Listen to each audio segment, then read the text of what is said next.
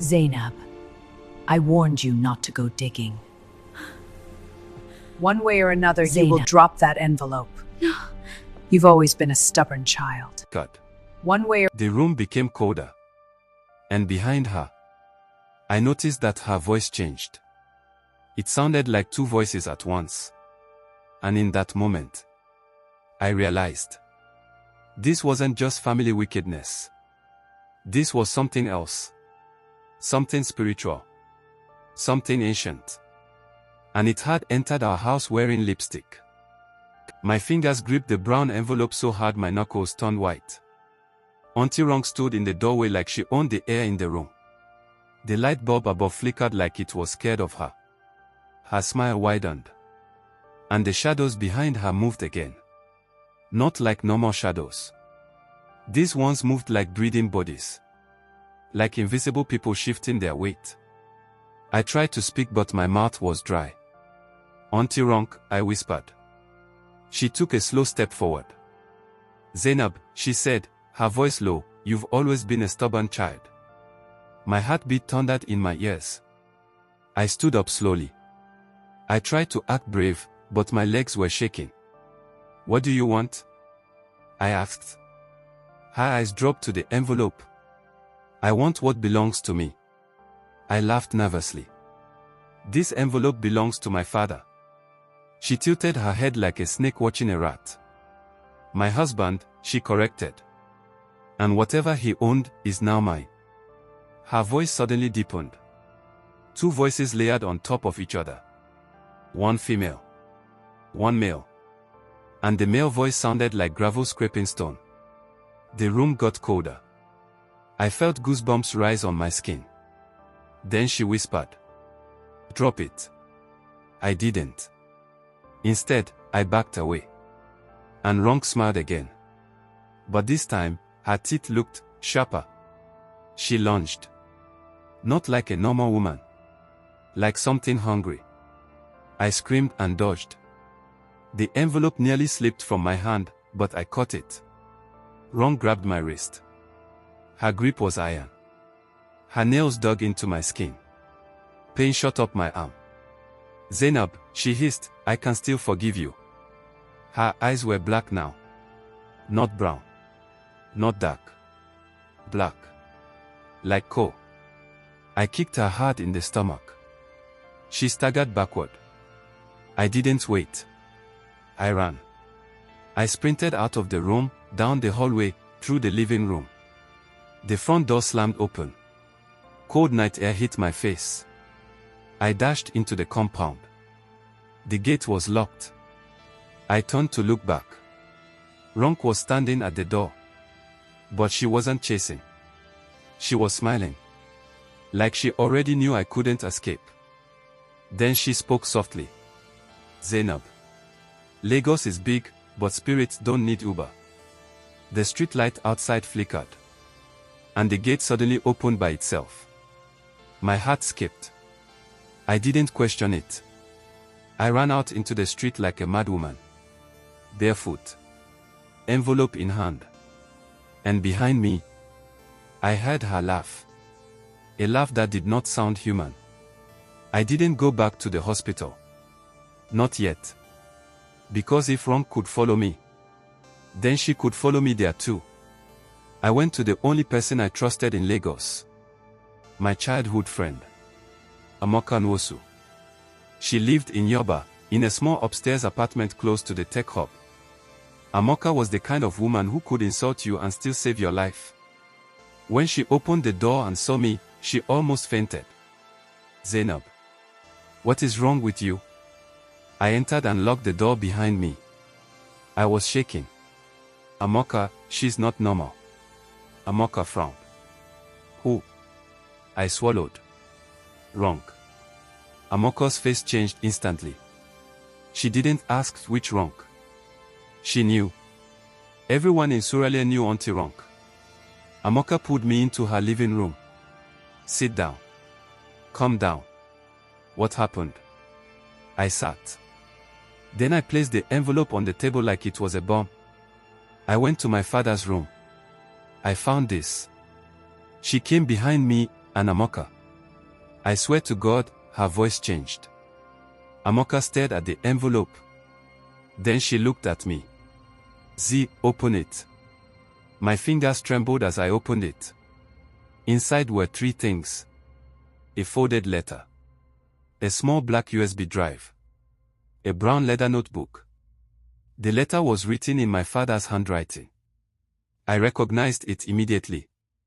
Because my father wrote like a man who never had patience. Big letters.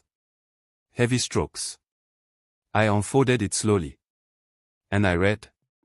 Letter, voice-over style. My daughter Zainab. If you are reading this, it means I have either died, or I am close to dying. And if Ronke is still in this house, then my biggest mistake is still breathing. I married wrong because I thought loneliness was worse than death. I was wrong. Your mother did not die by ordinary sickness. I did not know until it was too late. Ronke entered my life like an angel, but she carried poison in her prayer. Zainab, I have seen things. I have heard her speaking at night. I have caught her whispering into calabashes. And I have seen her talking to a man who does not exist. The day your mother got sick, Ronke visited her first. After that day, your mother never recovered. If anything happens to me, do not trust the will. The real documents are hidden in the notebook. The evidence is inside the USB. If you love your brother, protect him. Ronke wants the properties, but she wants something more. She wants the Balogun bloodline. And if she succeeds, you will lose more than money. You will lose your souls. Your father. Chief Adebayo Balogun. The room became silent. Even the fan sounded louder. Amaka's eyes widened. She covered her mouth. I stared at the paper like my life was changing in front of me. Your mother didn't die naturally, Amaka whispered. My throat tightened. I couldn't even cry. I just sat there, feeling like the floor beneath me was not solid anymore. Because if my father was right, then Ronke wasn't just my enemy. She was my mother's murderer. Amaka grabbed her laptop immediately. She plugged the USB in. The screen blinked. A folder opened. Only one video file. The name of the file was Ronke_12am.mp4. My stomach turned. Amaka clicked play. The video was grainy, like CCTV footage. It showed our living room. The timestamp read 12:13 a.m. Then Ronke walked into frame. She was wearing a wrapper and singlet. She looked around like someone checking if the world was asleep. Then she placed a calabash on the floor and began to chant. At first it was Yoruba. Then it became something else. A language that sounded older than Lagos itself. Suddenly, the air in the video changed. The curtains moved though there was no wind. Then, a man appeared. Not from the door. Not from anywhere. He appeared like smoke forming a body. Tall. Thin. His face blurred like a shadow. But his voice was clear. Have you prepared the sacrifice? The man asked. Ronke bowed her head. Yes, Baba. My chest tightened. The man's head tilted. The husband is almost ready. But the children, they must not interfere. Ronke nodded. I will handle them. The man stepped closer. Remember, the bloodline must end. Their wealth is not enough. Their destiny must enter your womb. Ronke smiled. I understand. Then she brought out a small bottle. She poured something into the calabash. The liquid looked black. Like oil mixed with blood. The man whispered something. And the lights in the living room flickered violently. Then the video ended. Amaka paused it. We stared at each other. Her lips trembled. This is juju. My fingers shook. This wasn't suspicion anymore. This was proof.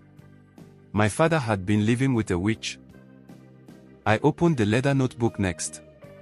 It smelled old. Inside were pages of handwriting.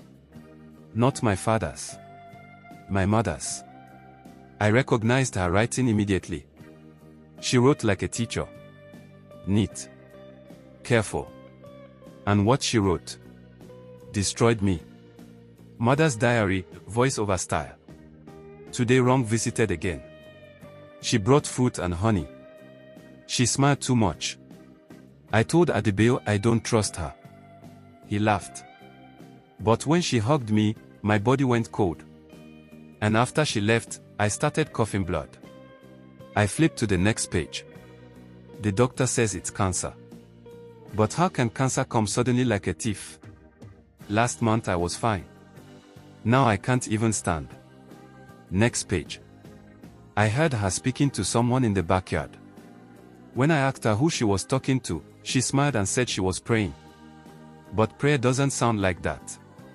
Next page.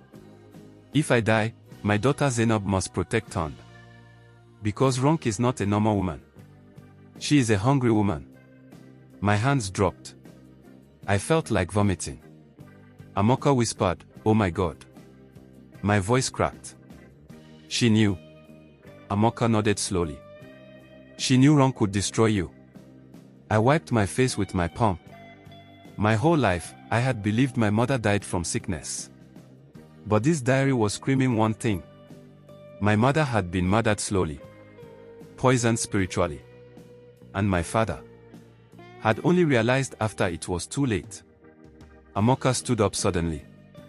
"Z, you need to call the police." I laughed bitterly. Police. In Lagos. They will ask me for full money before they even listen. Amaka's face was serious. "This is evidence. It's video proof."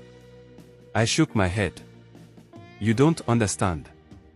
This is not just crime. This is spiritual." Amaka crossed her arms. "So what are you saying? You want to fight witchcraft with tears?" I looked at the diary again. Then at the letter. Then at the USB. "I need to protect Tunde first," I said. Amaka nodded. "Yes. That boy is the next target." Then her voice dropped. "Z, if Ronke is really into this kind of thing, she might not stop at property." I stared at her.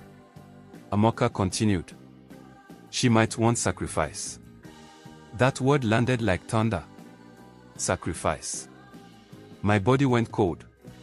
Tunde was only 19. Young. Strong. And my father's only son. If Ronke wanted the Balogun bloodline to end, then Tunde was in danger. I jumped up. "I'm going back to the hospital." Amaka grabbed my arm. "Not alone. I'm coming with you." We arrived at the hospital around midnight. The gate security looked at us suspiciously but allowed us in. Inside, the hospital was quieter. The air felt heavier. We walked toward the ward. My heart was pounding. I was already imagining Ronke standing beside Tunde, whispering into his ear. I reached the ward door and stopped. Because I heard Ronke's voice. She was inside. Speaking softly.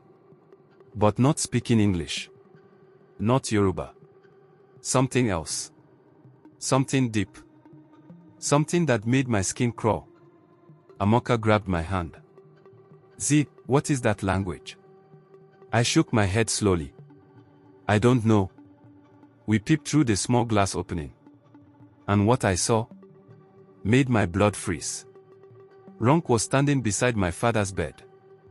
But she wasn't alone. There were 3 women with her. All dressed in black. All barefoot. All with white chalk markings on their forehead. They were holding candles. And my father's heart monitor was beeping irregularly. Ronke raised her hands. And whispered. "Tonight, it ends." Then one of the women brought out a small blade. Not a kitchen knife. A ritual blade. Sharp. Curved. And they moved toward my father's for drip. My mouth opened. I couldn't breathe. They were going to kill him. In the hospital. In front of doctors and nurses sleeping outside. And nobody would know. Because it would look like complications. Amaka whispered. We need to stop them. But my body refused to move. Because fear had pinned me to the floor. Before I could think, Amaka pushed the door open violently. The door slammed against the wall. Ronke turned sharply. The women froze. Their candle flames flickered. Ronke's face tightened. Zainab, she said slowly. Her voice sounded irritated. Like someone interrupted while eating. What are you doing here? I stepped forward shaking. What are you doing here? I shouted. Ronke smiled coldly. Praying for my husband. Amaka pointed at the blade. Is that prayer too? One of the black-clothed women hissed like a snake. A real hiss. Not human. The lights flickered. The heart monitor beeped wildly. Ronke's eyes locked on mine. Zainab, you are becoming a problem. I raised the envelope and diary in my hand. I know everything, I said, voice shaking. I have proof. For the first time. Ronke's smile disappeared. Her face became blank. Dangerously blank. Then she whispered. You opened it. I swallowed. Yes. Ronke's lips curled slowly. Then you have chosen war. Suddenly, one of the women blew out her candle. The room went dark. For 2 seconds. Just 2 seconds. But in that darkness, I heard a whisper inside my ear. Not Amaka. Not Ronke. A male voice. Deep. Ancient. It said. Leave this place or join the dead. The lights came back. And all 3 women were gone. Disappeared. Like smoke. Ronke was still there. Smiling again. But now she was smiling like a predator. Amaka held my hand tighter. Ronke leaned close. You have 24 hours, she whispered. After that, your brother will bury you. I searched the waiting area. Tunde wasn't there. His bag was gone. His phone was switched off. My blood ran cold. I grabbed the nurse. Excuse me. Where is my brother? He was here. The nurse frowned. A young boy. He left with a woman earlier. My heart stopped. What woman? The nurse shrugged. She said she was his mother. My mouth went dry. Auntie Ronke. I turned to Amaka. Her face was pale. Z. I whispered. She has taken him. I ran down the corridor like a madwoman. Outside the hospital gate, taxis were passing, danfos were honking, Lagos was alive like nothing happened. But my world was collapsing. I called Tunde again. No answer. Then my phone vibrated. A message. Unknown number. I opened it. It was a picture. A picture of Tunde tied to a chair. His mouth taped. His eyes wide with fear. Behind him was a dark room. And on the wall, white chalk symbols. The message under the picture said, bring the envelope to the 3rd mainland bridge by 2 a.m. Come alone. Or your brother becomes the final sacrifice. My knees weakened. I almost dropped my phone. Amaka held my shoulder. Zainab, this is kidnapping. I stared at the message, shaking. Then another message entered. This one from Ronke's number. Only 3 words. Choose wisely, daughter. I looked up at the night sky. And for the first time in my life, I prayed. Not the normal prayer. Not the church prayer. But the prayer of someone who knows evil is real. Because my stepmother wasn't just stealing property. She was trying to steal my family's bloodline. And now, she had my brother. The clock on Amaka's dashboard read 1:26 a.m. Lagos at night feels different. Not quieter, just more honest. The kind of honest that doesn't pretend evil sleeps. We drove in silence. My phone sat heavy in my lap. The picture of Tunde burned into my mind. tied, helpless, afraid. Amaka finally broke the silence. Z, you don't have to do this. I laughed softly. What choice do I have? She tightened her grip on the steering wheel. She's not human. You saw what she did. I nodded. I know. I looked out at the city lights rushing past. If I don't go, she kills him. Amaka swallowed. And if you go? I turned to her. Then I pray my father raised me strong enough. We reached the entrance of Third Mainland Bridge. The lagoon beneath it was dark. Too dark. The wind blew hard, like the bridge was breathing. I checked the time. 1:58 a.m. I picked up the envelope, the diary, and the USB. This is where you stop, I said. Amaka slammed the brakes. No. I'm not leaving you. I grabbed her hand. If she sees you, she kills you too. Tears filled her eyes. Z. I leaned forward and hugged her. Whatever happens, tell the truth. Don't let her win with silence. She nodded, shaking. I opened the door. The wind hit me hard. The bridge stretched ahead like a spine over water. And somewhere in the dark, my stepmother was waiting. She was standing near the railing, like she owned the bridge. Auntie Ronke. Dressed in white this time. Not black. White lace. White headscarf. Like she was attending church. Behind her were two figures. Tall. Still. Their faces hidden. Ton sat on the ground between them. Alive. My heart jumped. Turned. I cried. He tried to shout, but the tape muffled his voice. Ronke smiled. You came alone. Good girl. I walked closer slowly. The wind whipped her scarf, but it never covered her face. Release him, I said. I brought what you want. She raised an eyebrow. Drop the envelope first. I hesitated. She clicked her tongue. The two figures behind her lifted Ton roughly. He groaned. Stop. I shouted. My hands shook as I placed the envelope on the ground. Then the diary.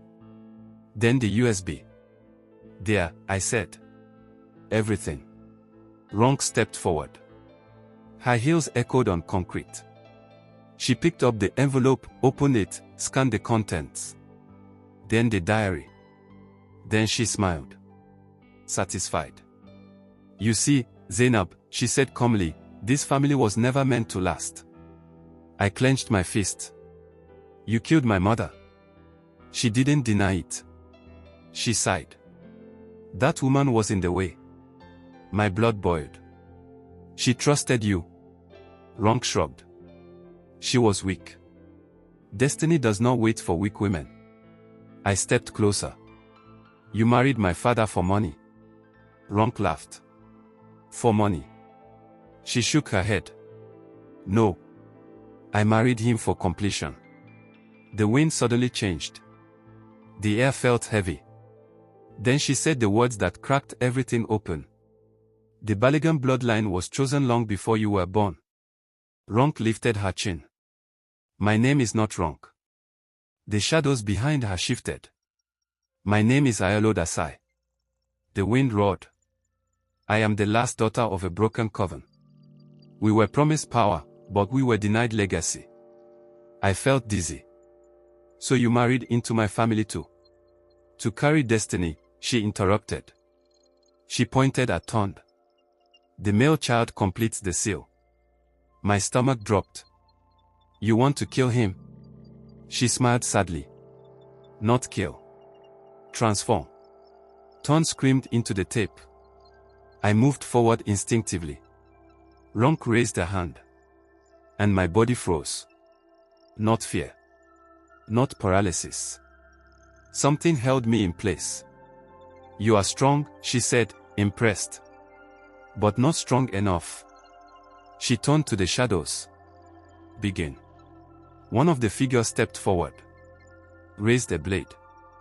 I screamed. Wait. Everything stopped. Ronke looked at me. What? I reached into my pocket and pulled out my father's phone. I copied the video, I said. And the diary. She stiffened. And I scheduled it, I continued, voice shaking but loud. To send automatically to everyone. She laughed. You lie. I shook my head. Your coven? Your rituals? Your face? Her smile faded. Barrister Kola. The police. Journalist. Silence fell. Even the wind seemed to pause. Ronke stared at me. Then she laughed. Long. Deep. And tired. You are your father's daughter. Ronke stepped closer to me. Her voice softened. You could have joined me, Zainab. I laughed bitterly. After killing my mother. She nodded calmly. She would have died anyway. That sentence snapped something in me. I spat at her feet. Then do your worst. She stared at me. For the first time. I saw hesitation. Then sirens wailed in the distance. Faint. But growing. Ronke turned sharply. I smiled. They are coming. She looked at the shadows. They cannot stop this. The blade lifted again. I screamed my brother's name. And suddenly, the bridge lights exploded. Darkness swallowed everything. A voice thundered. Not Ronke's. Not human. Enough. The ground shook. The shadows screamed. Ronke fell to her knees. Her white dress darkened like it was soaking something invisible. She screamed. A scream full of rage and loss. The shadows vanished. Ton collapsed free. I ran to him. Ripped the tape off his mouth. He sobbed into my chest. Behind us. Ronke was changing. Aging. Wrinkling. Her hair turned white. Her skin cracked. She looked up at me. And whispered. You think you've won? Then she fell. Still. Lifeless. The police arrived. Too late to stop the ritual. But early enough to see the body. The evidence. The phone. The USB. The diary. Ronke's name disappeared from the will. The properties returned to us. The story hit the news. They called it Ritual Widow Exposed on Third Mainland Bridge. People argued. Some said madness. Some said witchcraft. Lagos moved on. It always does. My father died 2 days later. Peacefully. Ton survived. But he stopped talking for months. I moved us out of Sorale. Sold the house. Burned everything Ronke ever touched. I thought that was the end. I was wrong. 6 months later. I stood in front of my mirror. Getting ready for work. I had rebuilt my life. New apartment. New routine. New silence. I picked up my bag. And froze. On my wrist. A faint white chalk mark. The same symbol I saw on the wall in that picture. My heart pounded. I rushed to the living room. The TV was on. Static. Then a woman's voice whispered softly from behind me. Blood remembers. I spun around. Nothing. The TV returned to normal. I sat slowly. Breathing hard. Then my phone buzzed. A message. Unknown number. 3 words. The line continues. I closed my eyes. Not in fear. But in understanding. Because some battles don't end. They just change generation. And now, I was awake. Sometimes the enemy in the family doesn't come to destroy you. Sometimes, they come to wake you up.